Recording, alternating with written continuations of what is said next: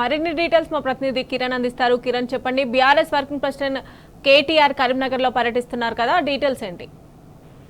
ఇప్పటికే కరీంనగర్ కు BRS working president KTR చేరుకున్నారు. భారీ గజమాలతో పాటు ఇటు పార్టీ కార్యకర్తలంతా కూడా స్వాగత తోరణాలతో స్వాగతం పలికినటువంటి పరిస్థితి కనబడుతుంది. కరీంనగర్ కు చేరుకోగానే ఇటు ఖాళీ కుండలను ఎవరైతే కరీంనగర్ ప్రజలు ఉన్నారు ఖాళీ కుండలను కూడా చూపించారు. కాంగ్రెస్ రాగానే మాకు కనీసం మంచినీరు కూడా కరువయ్యాయి అంటూ కూడా ఈ పెద్ద ఎత్తున కుండలతో స్వాగతం పలికినటువంటి పరిస్థితి కనబడుతుంది. ముఖ్యంగా పార్టీ సన్నాహక సమావేశంలో పాల్గొనేందుకు దాదాపు రాష్ట్ర పర్యటన చేపడుతున్నటువంటి కేటీఆర్ వచ్చే నెల 27వ తేదీన బీఆర్ఎస్ పార్టీ సిల్వర్ జూబ్లీ వేడుకలు వరంగల్ వేదికగా కూడా చేపట్టబోతా ఉన్నారు. అయితే అందుకు సంబంధించి పార్టీ కార్యకర్తలను అభిమానులను ఏదైతే దిశానిర్దేశం చేసే విధంగా వాళ్ళందరినీ సన్నద్ధం చేసే విధంగా భారీ ఎత్తున కార్యక్రమాలు కూడా ఏర్పాటు చేసినటువంటి నేపథ్యంలో వచ్చే నెల కార్యక్రమానికి సంబంధించినటువంటి అంశంలో ఆ సభకు బీఆర్ఎస్ అధినేత కేసీఆర్ కూడా పాల్గొనబోతున్నారు. ఇందుకు సంబంధించి కరీంనగర్ కు ఉదయం 8:30కు తన నివాసం నుంచి బయలుదేరినటువంటి కేటీఆర్ కు అడుగడుగునా కూడా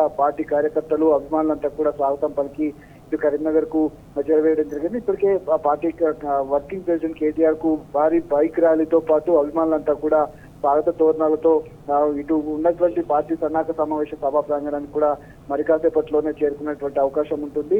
వచ్చే నెల ఏర్పాటు చేసినటువంటి కార్యక్రమానికి పార్టీ కార్యకర్తలను సన్నద్ధం చేసే విధంగా పార్టీ కొన్ని కార్యక్రమాలు చేపడుతున్నటువంటి పరిస్థితి ఉంటుంది. ఇటీవల కాలంలో సూర్యాపేటలో పర్యటించారు, ఇప్పుడు కరీంనగర్ లో పర్యటించారు. అంతేకాకుండా మరొక 4-5 రోజుల తర్వాత మరిన్ని పర్యటనలు కూడా ఉండబోతున్నాయి. అందుకు సంబంధించినటువంటి షెడ్యూల్ కూడా ఖరారు కాబోతుంది. ఎందుకంటే చాలా ప్రతిష్టాత్మకంగా ఈ కార్యక్రమాన్ని తీసుకుంది. పార్టీ ఏర్పడి 25 సంవత్సరాలు గడుస్తున్నటువంటి నేపథ్యంలో ముఖ్యంగా పార్టీకి సంబంధించినటువంటి బలోపేతం కావచ్చు, సభ్యత్వ నమోదులు కావచ్చు, అంతేకాకుండా కాంగ్రెస్ ప్రభుత్వం ఏర్పడి 16 నెలలు గడుస్తుంది. ఎక్కడ కూడా ఇచ్చినటువంటి హామీలు నెరవేర్చకపోగా ప్రజలను ఎక్కడికెక్కడ విస్మరిస్తున్నారు. తాగునీటికి మంచినీళ్లు లేవు, కరెంటు లేదు, అంతేకాకుండా పంటలు కూడా పూర్తి స్థాయిలో తాగునీరు లేక ఎండిపోతున్నటువంటి దృశ్యాలు కనబడతా ఉన్నాయి. అటు హైదరాబాద్ లో కూడా చాలా మంది పేద ఇల్లు కూల్చారు. ఉన్నటువంటి బడాబాబులో ఇల్లు ఎందుకు కూల్చారు కూడా పెద్ద ఎత్తున ఆందోళన కూడా చేపట్టినటువంటి పరిస్థితి.